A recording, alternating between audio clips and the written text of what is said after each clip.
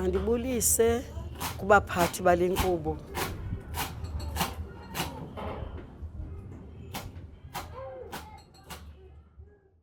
My name is Maria Nombulelo Tlokolo, known as Gogo. My name is Avril Andrews. I'm the founder of the Alcado Andrews Foundation in Hanover Park. My name is Hazel Nyaba. I am in Fuleni. I own Upaganini Community Kitchen. My name is Mariam Arendse. I am the kitchen head at Colours Foundation, which is based in Bridgetown, 32 Kiewit Road.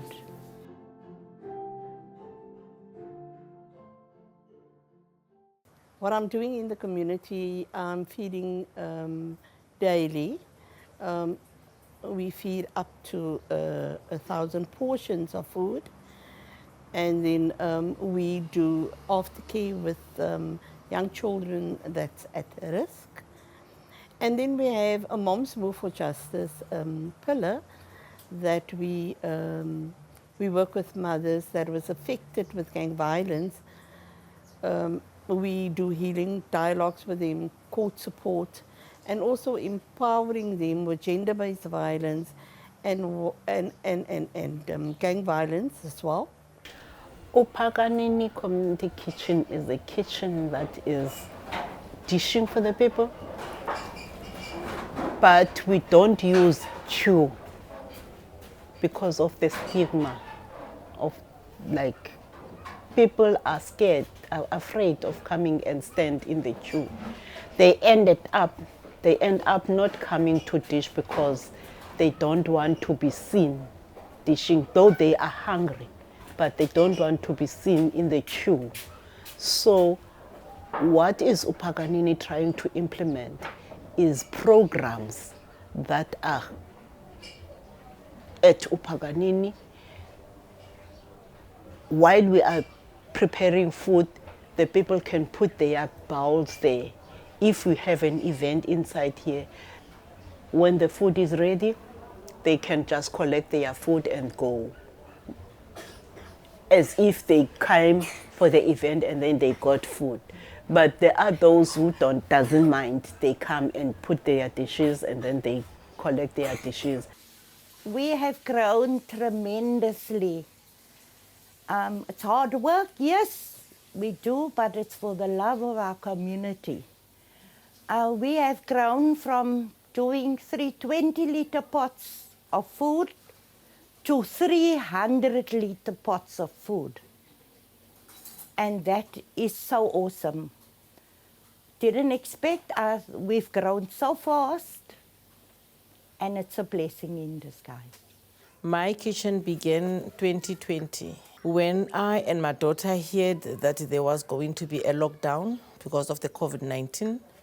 We thought of how our community would survive. Then we had to think out of the box. So we were involved with a network that was called CAN. So we were Google to CAN. So that's how we started the kitchen. We opened a kitchen to serve our community. And then out of opening this kitchen, we realized that we're feeding more than 1,000 people. And then we decided to go and organize other areas that are around my community to open the formal and the informal settlement to open kitchens.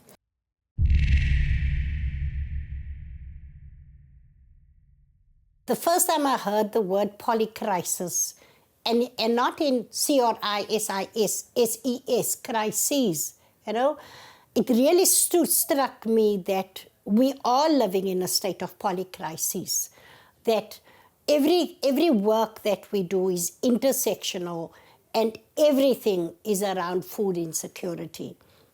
And I then became really clear how we see the intersections, how and I think we saw it with COVID in 2020 when it was ordinary women that responded to the needs of our communities in various ways. When we speak about certain organizations like Colours Foundation, we cannot necessarily just speak about the kitchen and what happens in the kitchen, without speaking about the core work of Colours Foundation, and that's important, right? And the core work is is the reason why the organization is running. The organization, when it started and during COVID, the main thing was to actually give food because women were not able to work, some were laid off, some were locked inside, and some families just didn't have anything to eat. But then Ms. Peters then realized that, oh, there are also problems that we're picking up from the queues. How can we then assist beyond just giving out food? There must be something that must be done for the communities. Even what we are doing in the communities is not enough. It is not enough. Even what is happening in the schools, I feel like it's not enough because there's one school in the Sebenza.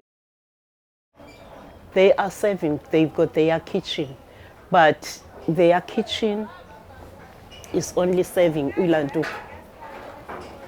Like I can say, mili, like rice, like tins, which is not good for the children. I feel like for schools, there must be a garden implemented in the schools so that they must have their own vegetable. The thoughts that it triggers is literally like finding means. Because at the moment you're thinking about getting food, you don't care where you get the food. And when there's no kitchen around the community, you literally have to find a way to get that food in the table. So sometimes a person can think of doing something stupid. The feeding and the kitchen started after I tried to make sense of why is our community so angry. And I think I did a lot of research at that time. What is really happening? Why is people so angry? Why will they kill? Why will they rape? You know, what is happening? And then in 2016, around about March 2016, we started our kitchen. And we got somebody that supported us and helped us with the feeding. And then COVID struck. You know, and then in COVID we were quiet for a bit because we couldn't feed. But then after COVID, the amount doubled. And then it's there where we realized that, you know, with COVID, how many people lost their jobs and how many people is unemployed and how people are really struggling in the community, how pensioners can't come out with their pension, people that get a government grant, they can't, you know, it's just difficult. Children going to school hungry or after school hungry, it's there where I realized that, you know, I need to do something, we need to do something, we need to do more. I got inside this work because of COVID. I used to volunteer at an organization called Organizing for Work. Later on, I became a director. Because I was a volunteer, COVID happened and government said everybody should just stay at home. And for us, being unemployed and most of the people that I was part of were actually people that would hustle for food, hustle for anything just to get by. So when the government said go home, like for us it was like, you're telling us to go home, how are we going to survive? And then we're like, okay, it's only 3 weeks, but still within that 3 weeks, it still felt like a death sentence. Some of the shops were closed, and then the thing of not going to the places, stay indoors and not like moving up and down, makes the people to starve with hunger. You would not like, we would have people that would go onto trains, sell your chips and sweets. So that was taken away. And then we had to come up with a way. How are we going to survive? Luckily, we heard of Cape Town Together. We're part of that. And then that helped us into forming a community, looking at people around us to say, what can we do for ourselves? How can we work together to establish something that is actually going to make us survive? A hungry man is an angry man. It starts by sculling and then eventually it gets physical. And because financial restraints as well. So it's unemployment, it's no food in the house. When we speak about food insecurity or when we speak about violence against women or children, there is a huge element that comes with food insecurity. And at times we look at food insecurity, or let me say dependency. Sometimes you will hear activists or even professionals saying that one of the reasons why women do not leave abusive relationships is because they're dependent on the partner that is the abuser, right? So when we think about dependency, we always relate it to money. She's staying because she wants the money. She's staying because she's not employed. She's staying because she still wants to maintain a certain lifestyle, right? But what we never speak about is that sometimes dependency is something as easy as not having a slice of bread. And the reason why women or children would stay in those abusive relationships is because they want a slice of bread, right? If we then understand it from those terms, that it's not about driving a certain car that maybe your partner gave to you, it's not about living in a certain area, it's at times simply about being able to get a slice of bread, right? And for many women, especially when we're looking at the Cape Flats, that's their reality. They're not staying in these relationships because they have access to luxuries. They do not. They're staying in these relationships because they're dependent on their partners, because the partners are able to work. The partners are then able to provide for them food.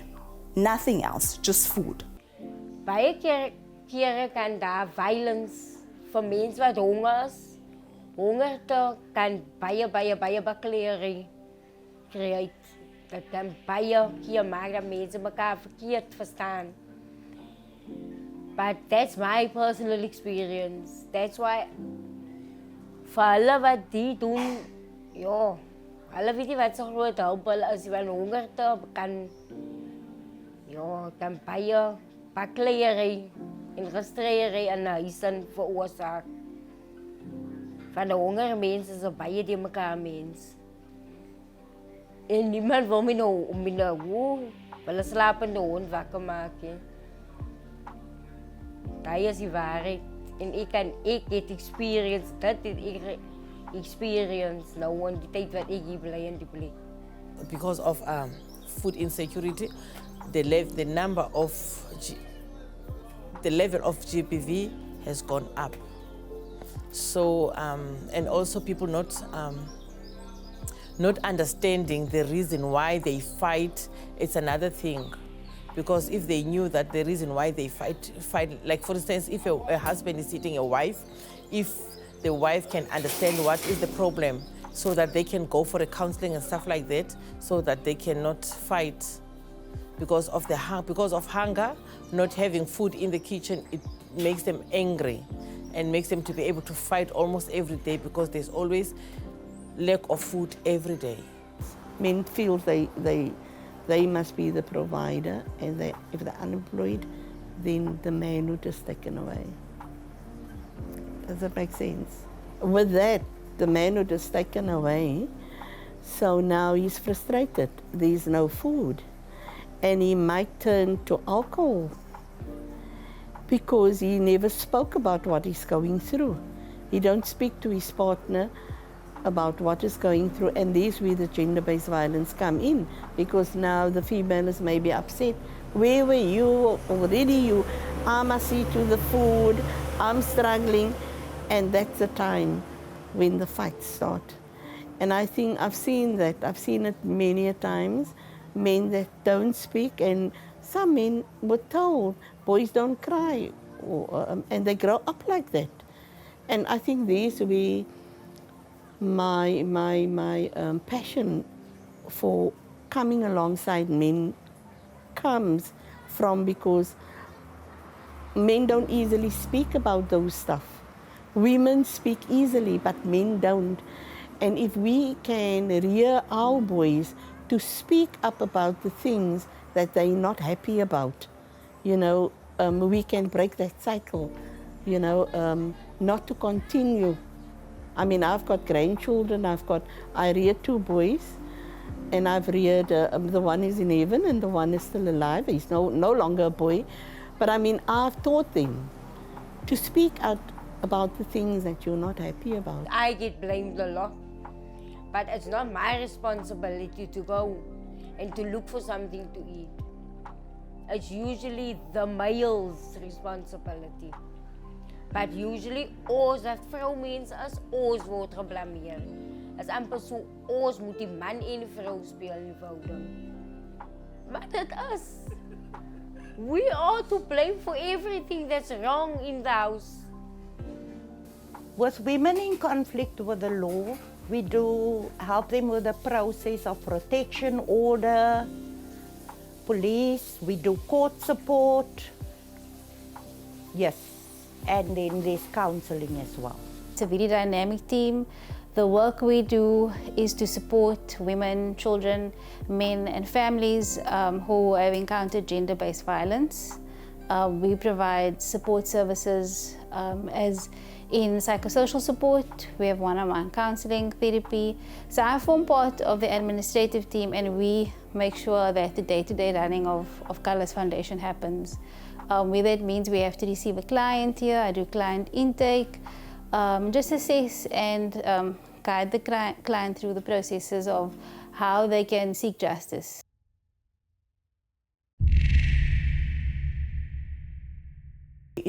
Intervention plans put in place where things were implemented for them to actually get to a point where they can sustain themselves. But some of the things that we forget is that I might want them to get to a certain position and they're not ready for that. It becomes important for us to understand that whatever interventions that we have and whatever decisions that we're making relating to clients that are here for food also needs to come from them. We also need to include them. Is this something that they're ready for? Is it something that they can maintain? Because we always say we have solutions, but we mustn't be coming up with solutions anymore. We need to allow clients to come in and say, this is what I can do. This is what I'm able to maintain. Otherwise, they're going to come back and stay in the same position.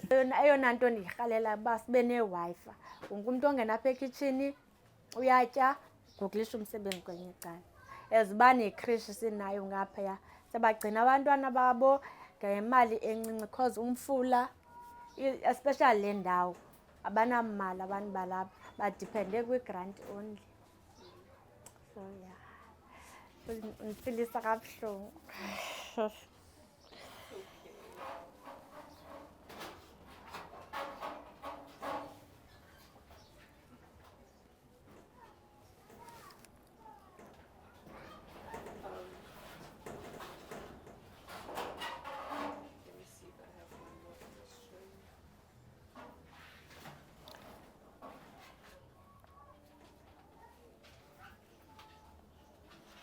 When I cannot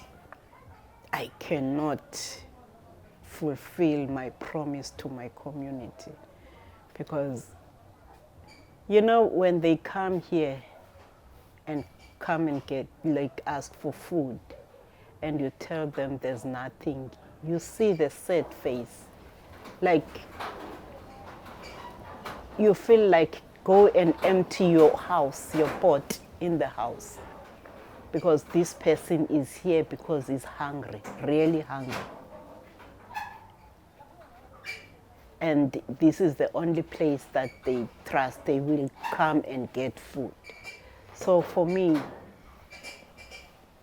it's very bad when I see the faces, disappointed faces, leaving the space. You become emotional sometimes, especially when the queue is long and you're not even sure if your food is going to make it, if it's going to stretch to the last 10 people or last 20 people. And that is why we always improvise and have bread or a tin of fish. So the last 10 people might not get food, but they're not going to walk away empty-handed. How does that make you feel? Oh, it's just other feeling, because how do you tell somebody you don't have food for them? And you know people are struggling, they are hungry. So it makes you feel, I panic. I panic when I get to the last 10 or 20 and I look at the pots. Firstly, I have purpose. And I think what is great to be in a position to serve people. You know, I do not take it lightly. I do not take it for granted. I pray every day that I stay humble, because I could be on the other side.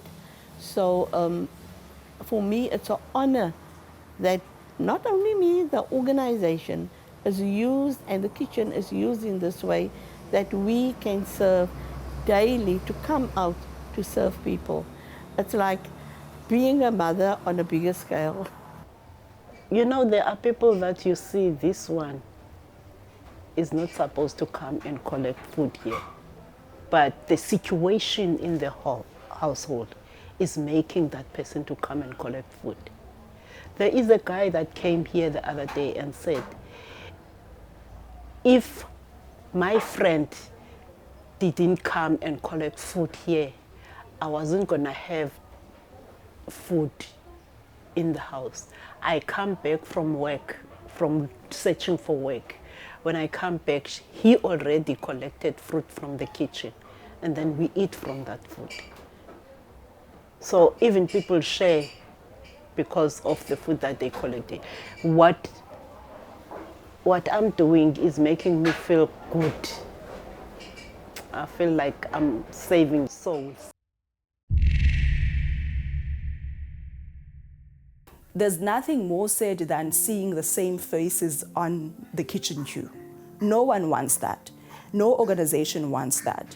We give the food, we give out the food in hopes that a year down the line, someone from that queue would be able to be assisted by the same organization and empowered enough to get a job, to leave an abusive relationship. I mean, first of all, I got a feedback from the clinics that since this kitchen has been opened, no people are no longer relapsing their medication, defaulting their medication, because they get breakfast. At the breakfast time, you would laugh. They come with their packets of medicines and tablets. Say, Gogo, please, hurry, I'm hungry, I have to take my medication. So I know I owe my community breakfast so that they can be able to take their chronic medication. A very successful case, which started in COVID, is a lady whose husband is on drugs and abusive, and she's got 4 children, and she was at first full of pride, wouldn't come stand in the queue. Eventually she came, and then we called her out of the queue into the office and discussed her circumstances. And then she started working at Kala's Foundation, which is a very successful story. Today she has left the husband. She's living with her 4 children on her own, coping, and yes, she's doing very well. So that I can't explain, but to Kala them, they are always there to help. Irresponsible of what, they are always there to help. Like for instance, yesterday, a friend of mine just came in and just out of the blue, Kala them, everyone was standing outside to sort it out. That's why I say, there isn't a place like this anywhere else. Never. Having to see change. Change starts with one person at a time, and having to be able to make a change in that one particular person at that specific day, it means a lot. what we are doing, it should be contagious. It shouldn't stop here. There must be many kitchens opening and empowering people. And also for me, it's like the heart, you know, it should be a ripple effect. You know, what I'm doing, what the organization is doing, what the team are doing with me, others should do that as well. That doesn't mean that we doing it, somebody else can't do it. If more do it and show love, kindness, and joy every day, our world can be a much better place. Our community can be a much better place. I think there was so much anger, and because of anger, people is not doing what they're doing. But if we can move past that and show the love and kindness, our community can be a much better place.